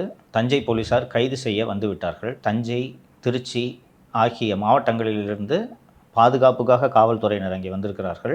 இரவு 9 மணிக்கு துப்புரவு தொழிலாளர்களை குண்டுக்கட்டாக பேருந்துகளில் தூக்கி போட்டு கைது செய்ய எந்த காவல்துறை இணை ஆணையரை பயன்படுத்தினார்களோ அதே இணை ஆணையரை உதயநிதி வீட்டுக்கும் அனுப்பியிருக்கிறார்கள். அவர்தான் சென்று மா சுப்பிரமணியத்திடமும் கிருத்திகா உதயநிதியிடமும் வாக்குவாதம் செய்து கொண்டிருக்கிறார். மா சுப்பிரமணியம் அவரிடம் குளித்து கொண்டிருக்கும் போது ஒருவர் கைது செய்வது மனித உரிமை மீறல் என்கிறார்.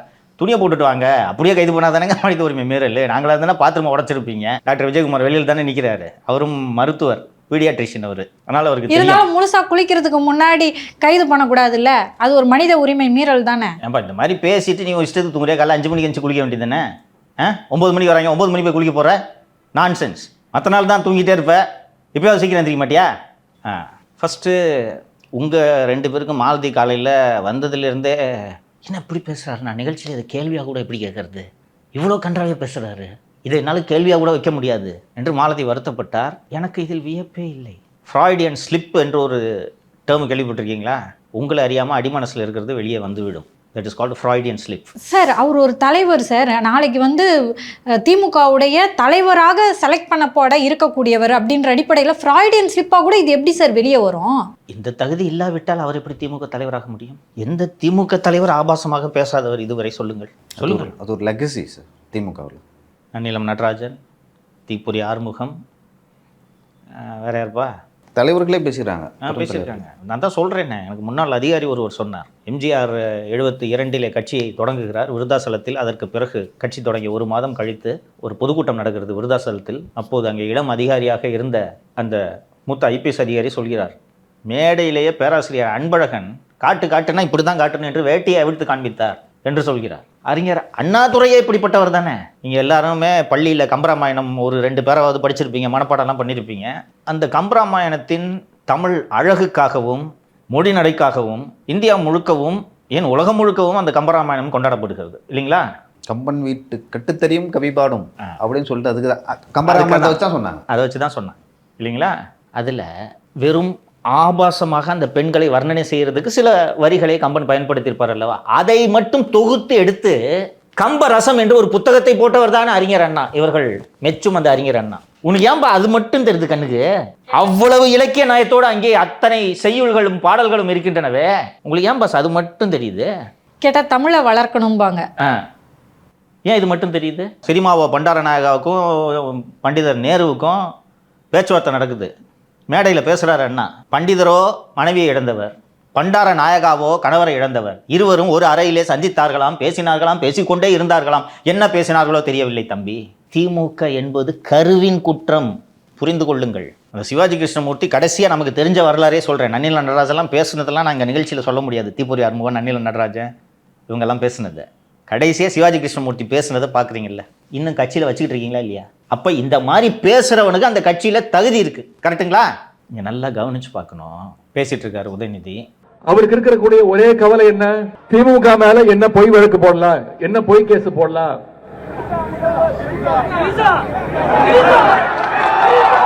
எங்க தண்ணி வருதோ இல்ல அங்க தண்ணி வரணும். காவிரி சொன்ன ஒரு நடிகை பேரை சொல்லி கத்துறாங்க கூட்டத்தில் இல்லையா? இந்த உதயநிதி மூஞ்சில் ஒரு புன்முறுவல் வந்துச்சு பார்த்தீங்களா? கவனிச்சிங்களா? அந்த கரடிக்கு அந்த பேரை கேட்டோன்னே ஏன் அவ்வளோ ஆனந்தம்? முகம் தகன்னு மின்னுது. அப்போ நீ ரசிக்கிறத ரைட்டா? இது முதல் முறை அல்ல.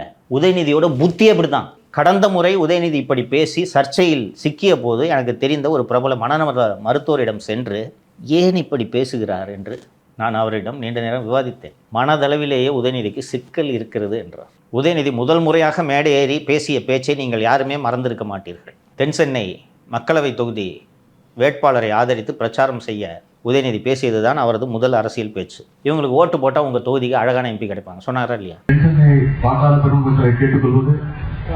அழகான ஒரு வேட்பாளரை உங்கள் பிரதிநிதியாக பேசவே தெரியாதவன் கூட இந்த மாதிரி பேச மாட்டான். கரெக்டுங்களா?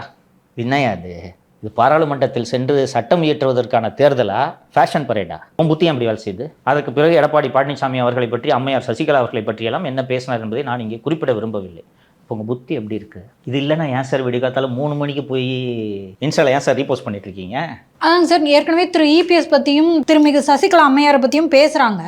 அப்படி பேசும்போது நான் என்ன நினச்சேன்னா, ஸ்லிப் ஆகிடுச்சு. சமுதாயத்தில் மிகப்பெரிய ஒரு சலசலப்பு ஏற்படுது. இனிமே இதை கரெக்ட் பண்ணிப்பாரு, இந்த மாதிரியான தவறை பண்ண மாட்டாரு நான் உள்ளபடியே நினச்சேன் சார். இதுதான் மாலதி அவர்களின் அடிப்படை குணம், அடிப்படை புத்தி. கருணாநிதி இப்படியே பேசி வளர்ந்தவர். இது மாதிரி ஆபாச கதைகளை மேடையில் பேசி ஆட்சிக்கு வந்த கட்சி தான் திமுக. சார் நீங்கள் திரும்ப இது லெகசி, இவங்க வந்து இப்படி தான் பேசிக்கிட்டு வந்தாங்கன்னு சொல்கிறீங்க சார். இன்றைக்கி நம்ம வந்து பாடி ஷேமிங் பற்றி பேசுகிறோம், எவால்வ் ஆகியிருக்கோம், பரிணாம வளர்ச்சியில் இதெல்லாம் பேசக்கூடாது அப்படின்னு சில விஷயங்கள் முடிவு பண்ணியிருக்கோம். அப்படி இருக்கும்போது இவர் இப்படி பேசுகிறாருன்னா புற உலகோட இவர் வந்து தன்னை கனெக்ட் பண்ணிட்டு இருக்காரா இல்லையா? இதை இன்னும் இந்த சமூகம் ரசிக்கிறது என்று இவர்கள் நினைத்து கொண்டிருக்கிறார்கள். இவர்கள் வேறு ஒரு காலகட்டத்தில் வாழ்ந்து கொண்டிருக்கிறார்கள் என்பது புரிகிறதா? இன்றைக்கி நீங்கள் சொல்கிறீங்க, நான் இன்றைக்கி பேசும்போது கூட நிகழ்ச்சியில் ஒரு இந்த மாற்றுத்திறனாளிகளுக்கு பதிலாக வேறு ஒரு வார்த்தையை பயன்படுத்தணும் சார், இப்படிலாம் சொல்லாதீங்க, இன்றைக்கி அது பேசுகிறது தப்புன்னு சொன்னீங்க, திருத்திக்கிறோம். ரைட்டுங்களா? இன்னும் உலகம் அப்படி தான் இயங்குகிறது என்று நினைத்து இவர்கள் வாழ்ந்து கொண்டிருக்கிறார்கள். அதனால தான் இவர்களோட ஐடிவிங்க ஆபாச ஐடிவிங் என்று அழைக்கிறார்கள். அந்த ஆபாசமாக பேசுபவர்களை திமுகவின் தலைவர் அழைத்து அங்கீகாரம் கொடுத்தாரா இல்லையா? இன்னைக்கு குண்டர் சட்டத்தில் 2 சிறையில் இருக்கிறார்கள். இவர்களை அழைத்து அங்கீகாரம் கொடுத்தார்களா இல்லையா? ஒரு சிஎம் பார்க்குற ஆளாக இருந்தாலும் பார்க்கலாமா? சித்தரஞ்சன் சாலை தெருமுனையில் கூட சேர்க்கக்கூடாது உள்ள அவனையெல்லாம். கரெக்டா? கூப்பிட்டு பார்க்குறாங்க. கொஞ்சம் கூட அசூயை இல்லை, கொஞ்சம் கூட ஒரு ஐயோ இந்த மாதிரி ஆளை பார்க்கலாமே என்ற எண்ணமே உங்களுக்கு வரவில்லை என்றால் இவர்களும் அந்த ஆபாச குட்டையிலேயே ஊறிக்கொண்டிருப்பவர்கள் என்பதை புரிந்து கொள்ளுங்கள். சார் இப்போ பேசிட்டாருன்னு வச்சிங்களேன், அப்படி பேசினாலும் வந்து அந்த கட்சிக்கும் அந்த கட்சியை சார்ந்தவர்களும் தான் வந்து ஒரு பின்னடைவாக இருக்கும், வெளியில் வந்து பேசுறதுக்கே மறுப்பாங்க. அப்படி இருக்கும்போது தாவேக அரசு கைது செய்வது வந்து சரியா? இது ஒரு டிபேட்டபிள் பாயிண்ட் தான் நீங்கள் கேட்குறது. ஏன்னா பொதுவாக சொல்லுவாங்க sir, give loose rope to suicide அப்படிம்பாங்க. அது கொடுத்தாலே இவருக்கு இன்னும் அதிக கெட்ட பெயர்கள் வரும். ஸோ இப்போ வந்து உடனே கைது பண்ணி திரு உதயநிதி அவர்களை தியாகி ஆக்குதோ தாவேக அரசு? சிம்பத்தி கிரியேட்டா? 2 ஆங்கிள்லேருந்து இதை பார்க்கலாம் லியோ மாலதி. யூசி, நீங்கள் சொல்வதும் ஒரு வழிமுறை, லாங் ரோப் கொடுக்கறது. ஏதாச்சும் பேசிட்டு போ, மக்கள் பார்த்து வெறுத்து ஒதுக்க போகிறார்கள். மக்களே ஒதுக்கும் போது நாம ஏன் மெனக்கிடணும், கஷ்டப்படணும் என்பது ஒரு கோணம். இன்னொன்று, இவ்வளவு கொச்சையாக ஒரு முதல்வரை பேசுனதுக்கு பிறகு வேடிக்கை பார்த்தா என்னையா சிஎம் இருந்தாலே? இதுக்கு பதில் சொல்லுங்கள். என்னையா சிஎம் இருந்தாலும் நான் ஹீரோவாக பார்க்குறேன் அவரை. என் ஹீரோ அவர். விஜய் ஹீரோவாக பார்ப்பவர்களின் மனநிலையிலிருந்து இதை பாருங்கள். ஏன் இப்படி பேசினுக்கிறான், மொக்கையாக வேடிக்கை பார்த்துனுக்கிறாரு இவர். சினிமாவில் தான் ஏன் இவர் சாட்டைக்கட்டெலாம் தூக்கின்னு சுற்றுவார் இவர், மொக்கையா என்று சொல்லுவார்களா மாட்டார்களா? ஒரு அரசு தனது அத்தாரிட்டியை எஸ்டாப்ளிஷ் பண்ணும், அதான் ஸ்டேட், அதான் கவர்மெண்ட். ஒரு சிஎம்ஐ பற்றி இவ்வளோ கொச்சையாக பேசுனதுக்கு பிறகு வேடிக்கை பார்த்துட்டு இருக்க முடியுமா? இன்னொன்று, இவர்கள் வேண்டுமென்றே ப்ரோவோக் செய்கிறார்கள் என்பது உங்களுக்கு தெரிகிறதா? அந்த மீசை எல்லா இடத்துலையும் அவன் பேசிட்டு இருக்காரு, கவனிச்சிங்களா நீங்கள்? டேய் வாடா வாடா என்னை தொடுறா என்கிறார். தொட்டுட்டாங்க, வழக்கு பதிவு போட்டாங்க. Cyber crime. நம்ம சைபர் கிரைம் தான். ஒரு அமல்ராஜ்கிட்ட சொல்லி அந்த ஜெயிலில் ஆக்சிடென்டல் ஃபயரில் இந்த மீசையில் தீய வச்சிருங்க என்று சொல்லலாம் என்று கோரிக்கை. இல்லை நீங்கள் ஜெயிலுக்கு போனோடனே உங்களுக்கு வந்து முடி கட் பண்ணுவாங்க, பார்த்து யார் முடி வெட்டணும்னு கூப்பிட்டு போவாங்க தனியாக. மீசையை வெட்டுவாங்களா? கேட்டால் வெட்டுவாங்க. பீடி கொடுக்கலன்னா மொக்க கத்தியில் சேவ் பண்ணி விடுவாங்க தெரியுமா? ஆமாம், பீடி கொடுத்தா புது பிளேடு. அண்ட் அந்த மார்க்கண்டையனை எடுத்துக்கொள்ளுங்கள். மேடையில் பேசுகிறீங்க, வாடா அசம்பிளிக்கு எலும்ப உடைக்கிறேன் என்கிறார். இது சாதாரண வார்த்தையா? அதற்கு பிறகு திரு உதயநிதி, உங்களுக்கு எப்படிப்பட்ட இஷ்யூவுக்காக அந்த ஆர்ப்பாட்டம் என்பதை நீங்கள் பார்க்க வேண்டும். கிட்டத்தட்ட அரசியல் முக்கியத்துவம் வாய்ந்த ஒரு பொருள் அது. காவிரி விவகாரத்தில் தாவேக அரசை புஷ்பேக் பண்ணுறதுக்கான நிகழ்வது. அதற்காகத்தான் இவ்வளவு அவசரமாக டெல்டா பகுதியில் அந்த ஆர்ப்பாட்டத்தை ஏற்பாடு செய்தீர்கள். அப்போது தாவேக அரசு இதில் ஒரு ஸ்டாண்ட் எடுக்க முடியல, அனைத்து கட்சி கூட்டத்தை கூட்டல, நீ எதுக்கே கர்நாடகா போகிற, தேவையில்லாமல் நீங்கள் உரிமையை விட்டு கொடுக்குறியா என்று ஒரு சிக்கலான சூழ்நிலையில் தாவேக அரசு இருக்கிறது. அந்த சிக்கலை மேலும் வலுப்படுத்தும் ஒரு ஆர்ப்பாட்டம். எவ்வளவோ பேசியிருக்கலாம், ஆனால் நீங்கள் எதை பேசுகிறீர்கள்? இப்போது இதையும் நீங்கள் பேசுவீர்கள். நான் வேடிக்கை பார்த்து கொண்டே இருக்க வேண்டும் என்றால் நான் ஒரு பலவீனமான முதல்வரா இல்லையா? சொல்லுங்க. இல்லை, அப்படி ஒரு தோற்றம் வந்து வெளியில் இருக்கும். 2001 கருணாநிதியை தூக்கி உள்ளே போட்டுவிட்டு கேரளாவுக்கு சென்று கோவிலுக்கு யானையை பரிசீலித்தார் செல்வி ஜெயலலிதா.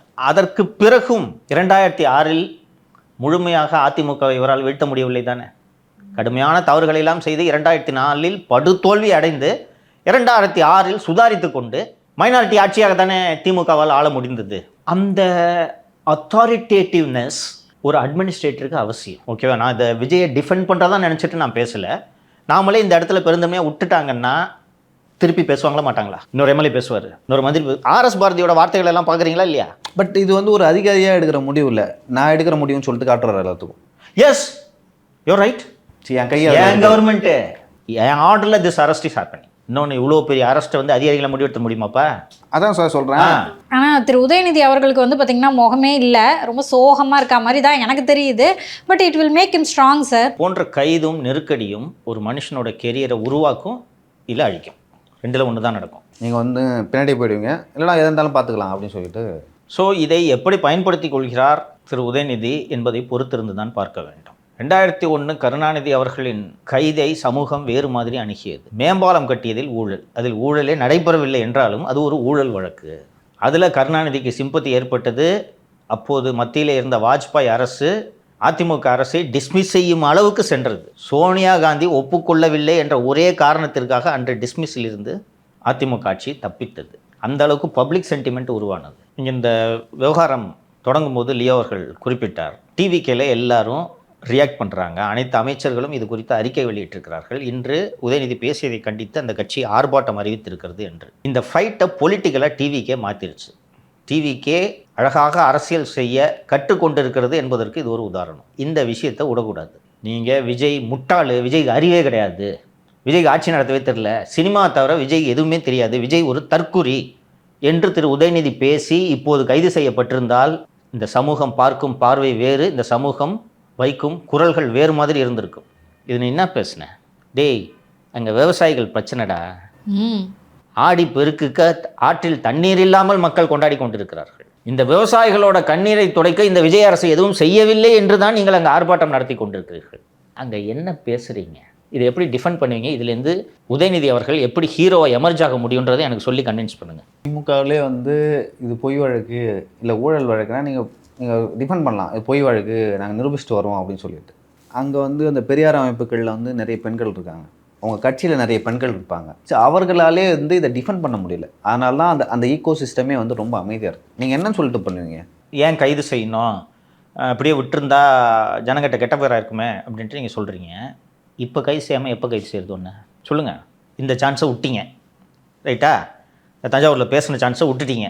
ஆனால் உங்கள் ஆட்சியை கவிழ்க்க அவர் தான் தொடர்ந்து தொலை செய்து கொண்டிருக்கிறார், கரெக்டாக? அவருக்கு எப்படி செக் வைப்பீங்க?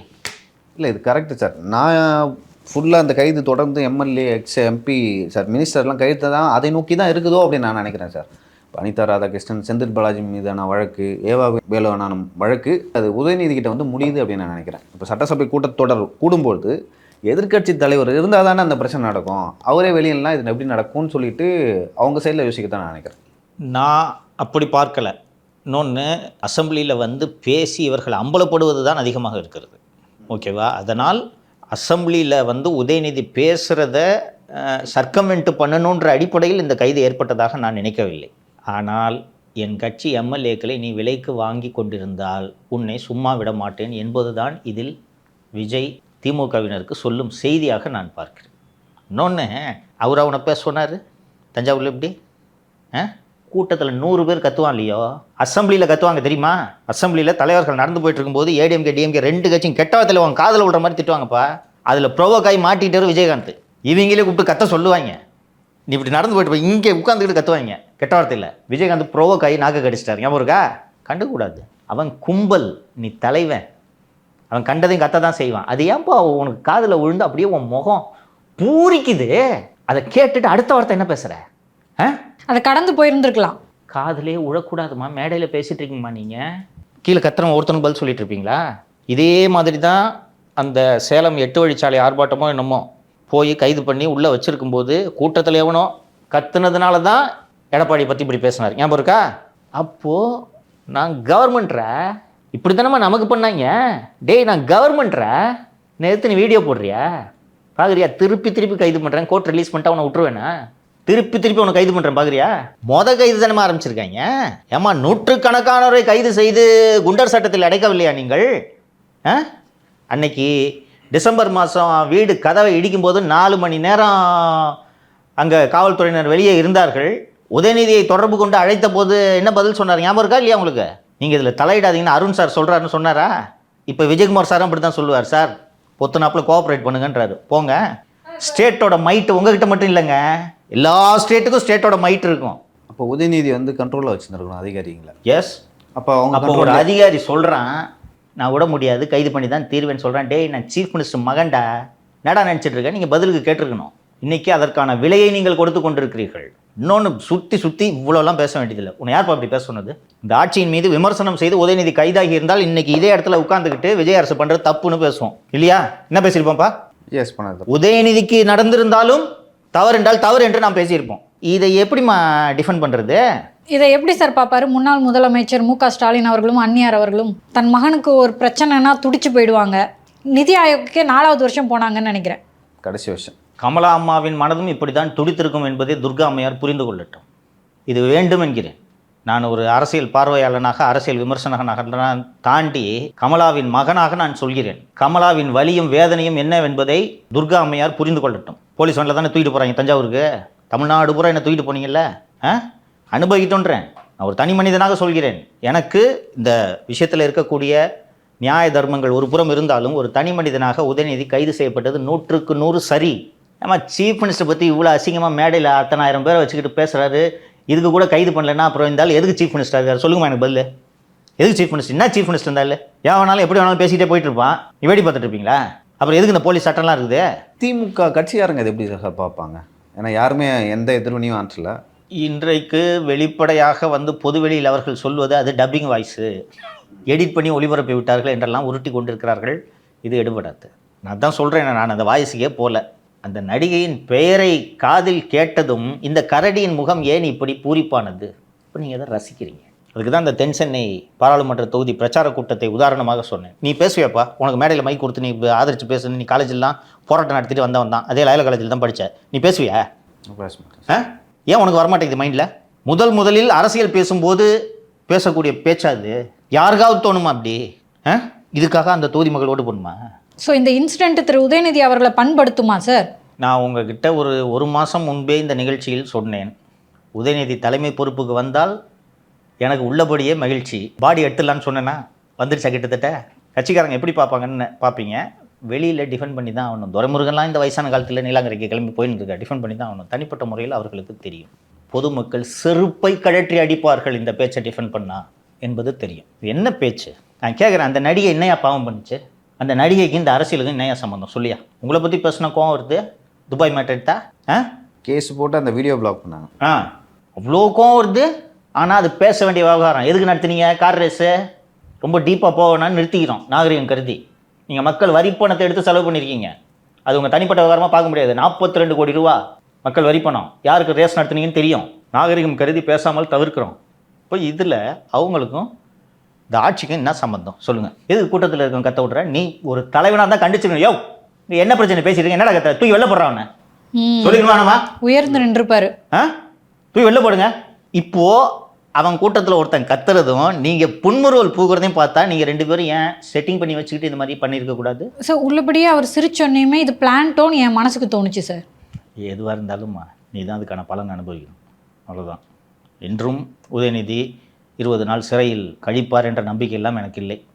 நான் பல முறை சொல்லியிருக்கிறேன், all are not equal before law என்பதை. இவருக்கும் பெரிய பெரிய வழக்கறிஞர்கள், கபில் சிபல் வருவார், சிங்வி வருவார், மணிந்தர் சிங் வருவார், முகுல் ரோஹத்கி வருவார். வந்து ஏதாவது சொல்லி விசாரணைக்கு ஒத்துழைப்பார், கையெழுத்து போடுங்கள் என்று நீதிமன்றம் உத்தரவிடலாம். இது எப்படி போய் முடிகிறது என்பது நாளைக்கு தான் நமக்கு தெரியும். ஆனால் இப்படி பேசினால் இப்படித்தான் விளைவுகள் வரும் என்பதை உதயநிதி புரிந்து கொள்வார் என்ற வகையில் எனக்கு மகிழ்ச்சி. ஆக்சுவலாக அவர் பேச்சுக்கு எல்லாமே இது ஒரு முற்றுப்புள்ளியாக இருக்குமா அப்படின்னு கேட்டிங்கன்னா ஆமாம் வருமா இல்லை இல்லையா சார்? முற்றுப்புள்ளி வைக்கப்பட வேண்டும், கற்றுக்கொள்ள வேண்டும். ஆனால் அவர் இயல்புக்கு அவரால் கட்டுப்படுத்த முடியாது என்று நான் புரிந்து கொள்கிறேன். ஏற்கனவே இது போன்ற விமர்சனங்கள் வரவில்லையா? எடப்பாடி பழனிசாமியை பற்றி பேசும்போது இது போன்ற விமர்சனங்கள் வரவில்லையா? எடப்பாடி பழனிசாமியும் இறங்கி பிலோ தி பெல்ட் அடித்த பிறகு தானே நீங்கள் நிறுத்துனீங்க தேர்தல் பிரச்சார சமயத்தில். இப்போ இந்த பேச்சுக்கான தேவை எங்கிருந்து வந்தது? ஏற்கனவே நடந்த சட்டப்பேரவை கூட்டத்தொடருக்கு முன்னதாகவே திரு விஜய் அவர்களை பற்றி ஒரு தனிப்பட்ட தாக்குதலை நடத்தியதால் தானே உங்கள் அப்பா காணா என்று அவர் சட்டப்பேரவையில் பேச நேர்ந்தது. அதன் பிறகும் இவ்வளவு ஆபாசமாக பேசுகிறீர்கள் என்றால் நீங்கள் உங்களை திருத்திக் கொள்ளவில்லை என்று தானே பொருள்.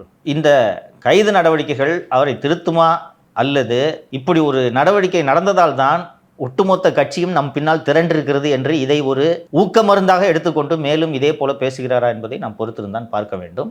என்னுடைய அனுமானத்தில் 2வது தான் நடக்கும் என்று நான் நம்புகிறேன். சார் பொறுத்திருந்து பார்க்கலாம் சார். அப்புறம் அந்த கைதுக்கு பின்னாடி என்ன நடந்ததுன்னு நாளைக்கு தான் நமக்கு தெரிய வரும். ஸோ அது வரைக்கும் பொறுத்திருந்து பார்க்கலாம். நன்றி லியோ. நன்றி மாலதி.